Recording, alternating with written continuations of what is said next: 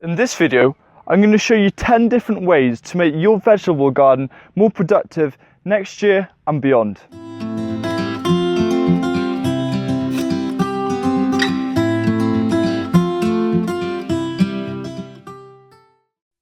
Now, if you want to grow more food and save money at the same time, then you're watching the right video.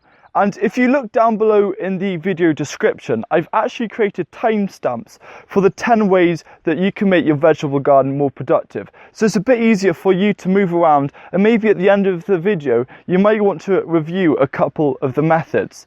So just before we get into this video, I'd like to thank today's sponsor, which is First Tunnels. Now, they provide a whole range of polytunnel sizes, as well as mini polytunnels and fruit cages. So if this interests you and you're looking to extend your season, then go and check out their website to see what they can offer you. So the first way to make a more productive vegetable garden next year is by actually building soil over winter. Now, you might be able to see over there to my right, which should be your left, we've got some raised beds here, and what we're doing here is we've placed a layer of well-rotted cow manure, which is about 4 inches thick, so that equates to about 10 centimeters. And the idea is that over winter we're going to let the earthworms and whatever microbes which are still alive to work at breaking down and decomposing the well-rotted cow manure. Now, this is really important because cow manure is a fantastic source of nitrogen, and if you're especially going to be growing a leafy green in that bed next year, then it's really important to put that source of nitrogen, because leafy greens thrive off a good source of nitrogen. Now, I did make a video showing the whole tutorial of this, so you might want to check it out. It isn't as well produced, but I also have a video showing the results of the healthy soil afterwards. Secondly, is to crack down on slugs and other pests for that matter. Now, the thing about slugs, especially if they hit you hard, they actually eat a lot of your crops, so you're losing productivity. But luckily, there are a couple of ways that you can crack down on slugs so you can reduce their collateral damage. Now, the first thing that you need to be doing is go around your garden and remove any pots or any bits of wood that are literally lying down on the ground, because these make perfect habitats for slugs. And what you want to do is to make it as de-slug friendly as possible, where they don't have little crevices and gaps to hide behind. And more in the spring and summer, what you need to do is, if you have any patches of long grass, to cut this just to reduce the amount of hiding places. And secondly, is to have a slug hunting party. So kind of early-ish summer, you need to invite some of your friends over, bring head torches and some buckets, and literally you'll be able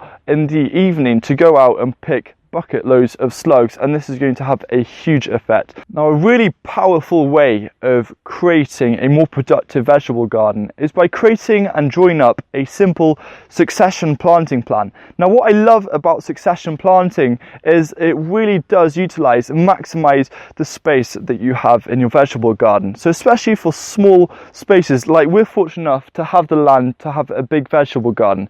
If you just have a backyard, then focus on creating a succession planting plan, because it's all too easy, especially for beginner vegetable gardeners, to sow all your lettuce or radish seeds in one go. But by spacing it out every week or 2 weeks, you're then going to have a continuous harvest, which is going to last you more through the growing season, rather than having everything at one go, and then chances are you will waste some food. So just create a plan where you think, okay, I'm going to be harvesting carrots, say, in July, so after that I might want to plant some lettuces and radishes to make use of that space.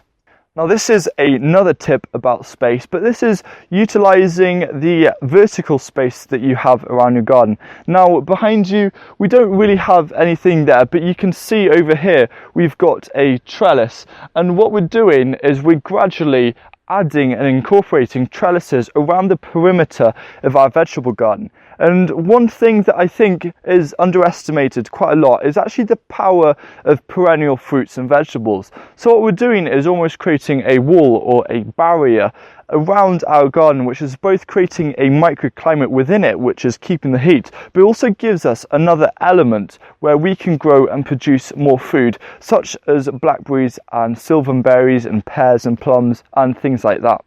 Now, if you haven't yet, you might want to consider getting some sort of undercover growing, because undercover growing is a worthy investment. We have a solar tunnel here and we're going to be adding a mini greenhouse very soon. But the thing about extending your growing season is that you can start earlier on in the year and you can finish later. Growing undercover makes it possible, especially in the UK, to grow winter salads, and it's great having a fresh supply of winter salads during the cold, dark days, and it gives you vitamins like vitamin C and D, which are harder to get in the winter compared to summer and spring. So if you want to see an example of what's been doing well, I recommend you check out Patrick Dolan's channel over at 1 Yard Revolution.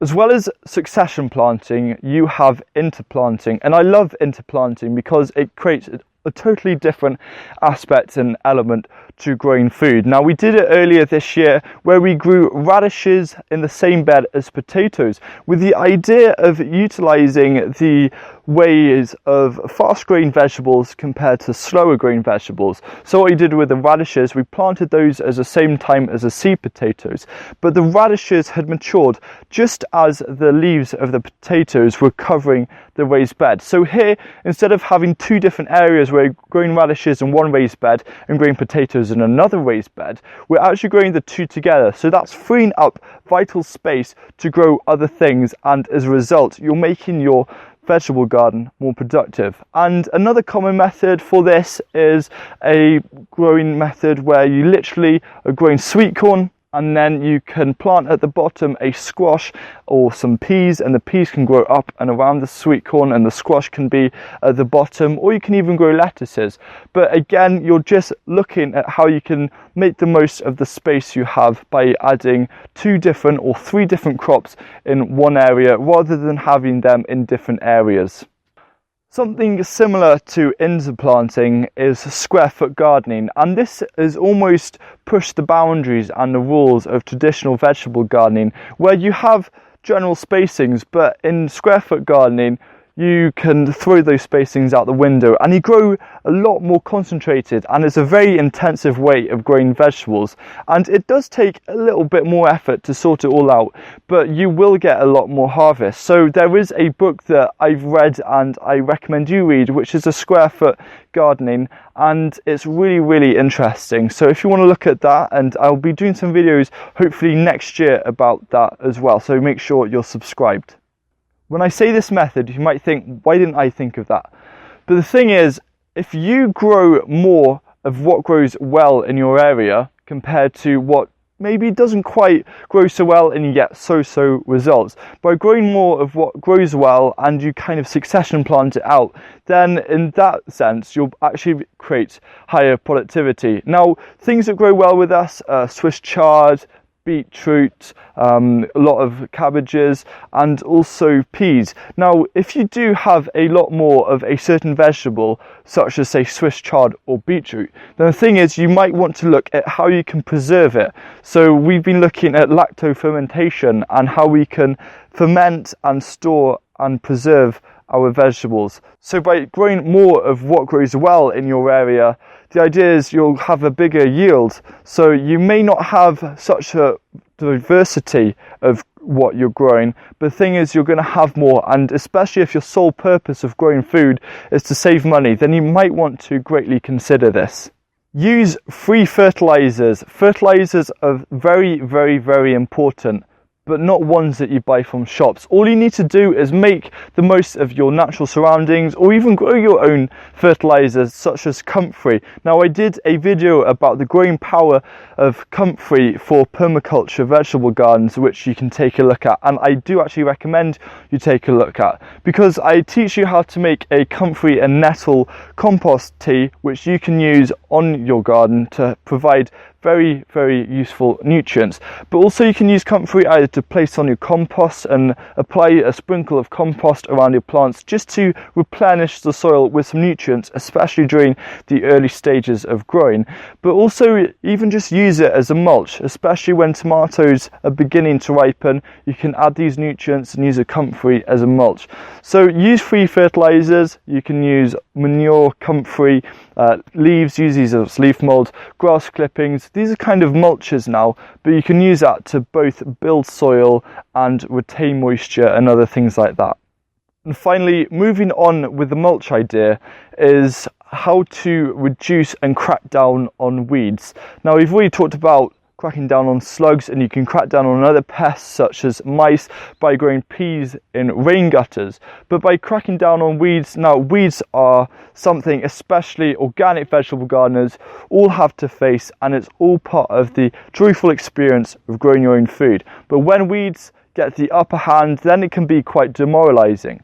So by using and applying thick layers of mulch, and I'm a great advocate of using mulch, then by using mulch and using the layers around your vegetables, then this is going to stop and hinder the growth of weeds. And you might need to do a couple of layers or a couple of spreadings every growing season, but this is just going to help reduce the need to weed. And if you do see any weeds where you might not be possible to mulch, then you need to strike them early before they get out of hand. And at the end of the day, if you think about it, weeds not only take nutrients away from your soil, but what they also do is take away valuable growing space. So thank you very much for watching this video, and I hope this has given you some more ideas on how you can create a more productive vegetable garden. Now, if you have any questions about any of the methods that I outlined, then don't hesitate to ask me down below in the comment section, or you can contact me directly on Snapchat and there'll be a link available for that. Now, I do invite you to share this video with your friends who also grow food, just so they can maybe get some new ideas as well, so they can create a more productive vegetable garden. So I hope you enjoyed it. Don't forget to rate whether you did like or didn't like this video, and I'll see you again very soon. Goodbye.